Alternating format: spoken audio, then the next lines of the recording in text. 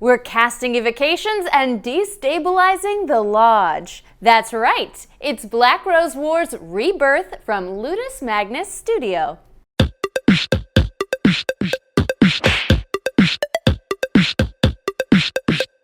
This newest edition of the Black Rose Wars comes with updated pieces and rule sets, and is completely compatible with the original game and expansions. Like the original, players will take on the role of mages, each vying for the title of Grand Master of the Black Rose Lodge.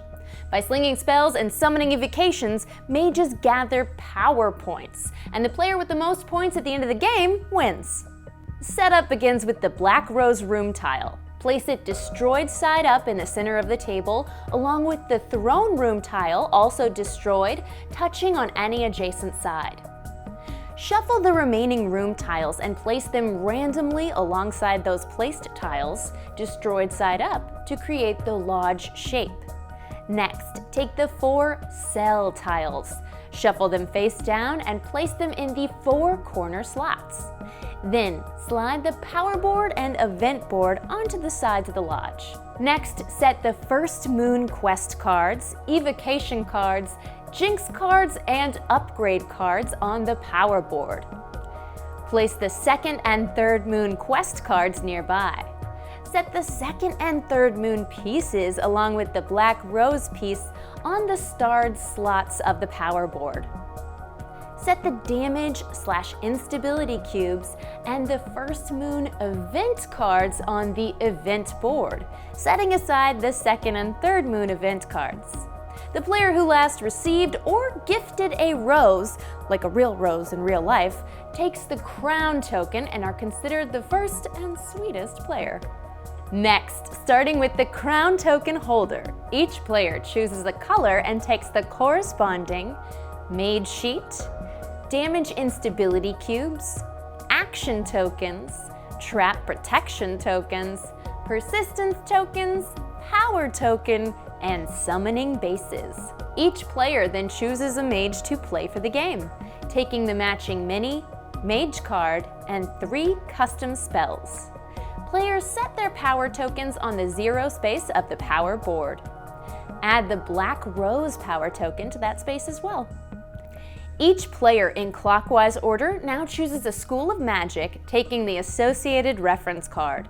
School reference cards include 2 starting grimoire options.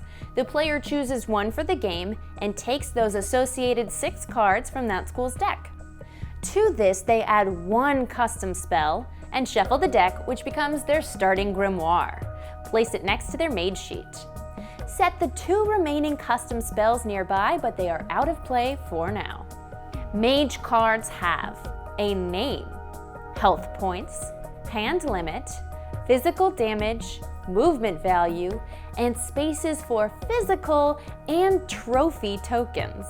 Mage sheets have a health bar, spell card slots, quick and 1 through 3, and positions for various cards including the grimoire, memories, which is their personal discard, evocations, and quest cards.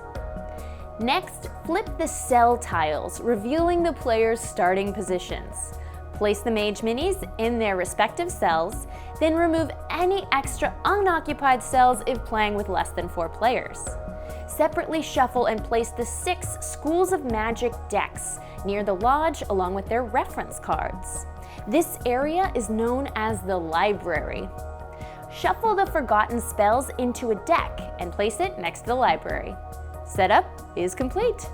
Gameplay occurs in turns, each divided into 6 phases: Black Rose, Study, Preparation, Action, Evocation, and Cleanup. First, in the Black Rose phase, any revealed event cards from previous rounds are shifted 1 space to the right. The 3 spaces in the middle are considered active, while the far right space acts as a discard pile. Event cards have a name, game text, position on the event board, and 2 Black Rose values. Anytime a card is drawn from the deck or is moved from the 3rd space to the discard, the Black Rose gains a number of power points as listed. Then, the player to the right of the crown token holder reveals an event card from the deck, reads the name and text aloud, and places it in the appropriate slot. Instant events go straight to the discard. If the slot is already occupied, cards shift to make room, potentially all the way to the discard. Some event cards also have a crown symbol. The player who drew this card gains the crown at the end of this phase. Each player may then discard one of their quest cards to the event board, giving the Black Rose power points based on the quest's phase, 1, 2, or 3 points. If a mage has no quest cards remaining, they draw one from the current deck on the power board. Quest cards have a name, task, reward effect, power point award. Players will keep these hidden in hands while playing, revealing them face up next to their mage sheet when the task is complete, immediately gaining their rewards. Next, in the study phase, players draw 2 cards from their grimoire, adding them to their hand. Then, in turn order, each player draws 4 cards from the library from any schools they wish, noting that the forgotten spells are not considered part of the library. The player chooses 2 of these spells to keep and discards the other 2 near the respective deck in a face-up discard pile. Players then discard down to their hand limit as listed on their mage card. At any time during the study phase, a player may remove 1 spell from their hand, discarding it to that school's respective discard pile. Custom spells discarded this way are set aside. Spell cards have a name: School of Magic, either Shamanic, Nightmare, Hex, Technomancy, Alchemy, or Agony. An effect: Magic type, either Combat, Contingency, Protection, or Trap, Element, and Target.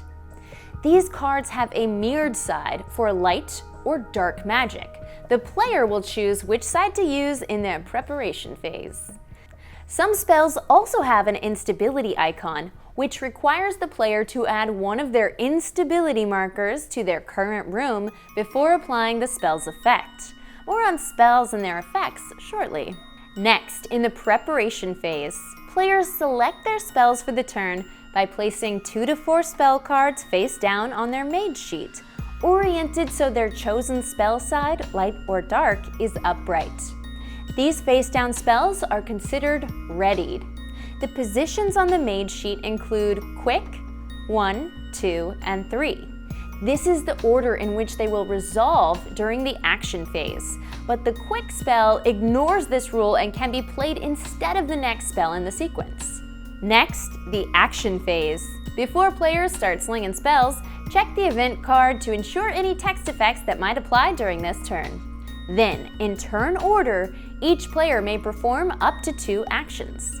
These turns continue until all players can no longer perform actions. Actions include physical actions and casting spells. Because players have 4 spells ready and 2 physical action tokens on their board, they'll have a maximum of 6 actions in the action phase. Actions include Explore, which requires the player to exhaust a physical action token, moving their mage a number of adjacent rooms up to their speed value. The player may also activate the effect of the room either before or after moving. Fighting, another physical action, allows them to inflict their physical damage on an opposing mini within their current room. Before or after this action, they may activate the room's effect. Command, another physical action, allows the player to allow an evocation minion to act. More on those in a sec. Cast a spell, where the player reveals one of their readied spells and resolves its effect. The active player must reveal either the lowest numbered readied spell or their quick spell. During a single turn, a player can only use this action once unless one of the spells cast is the quick spell. In that case, the player may cast 2 spells in one turn. Momentum, where the player may discard one of their readied spells from their mage board and move their mini to an adjacent room. Let's talk about some of the mechanics that interact with the actions. The room tiles. Each room has a name and color, along with victory points and instability slots. Various game effects, mostly spells, add instability tokens to these rooms. When all slots of a room have been filled, that room flips to its rebuilt side, where an effect token is placed over its name and provides a once per turn activation ability. Additionally, players gain power point rewards based on their contribution to the instability. I like to think I contribute a lot to the instability in any situation. The players' cells provide their starting space as well as a location for rest.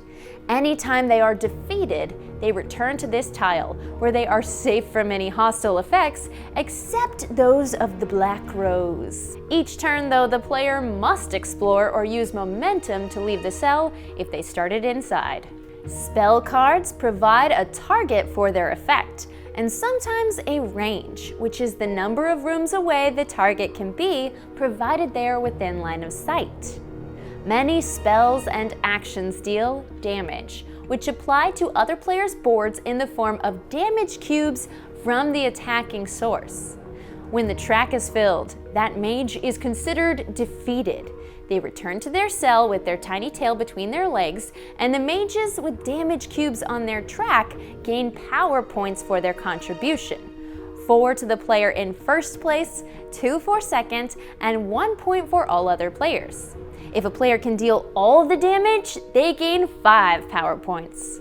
Additionally, the player who dealt the killing blow gets 1 trophy from the defeated mage. Next, in the Evocation phase, Evocation minions summoned during the action phase can act in turn order.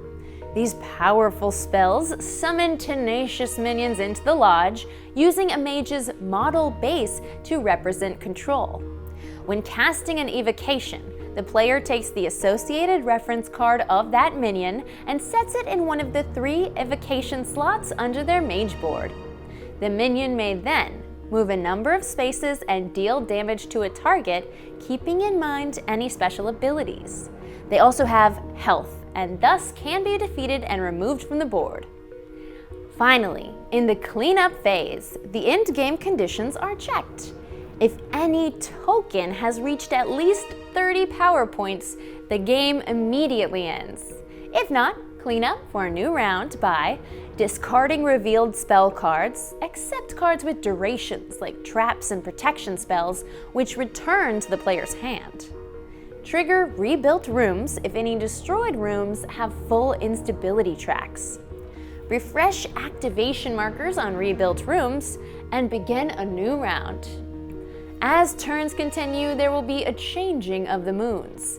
This time-tracking mechanic activates whenever a power token crosses one of the starred spaces on the track.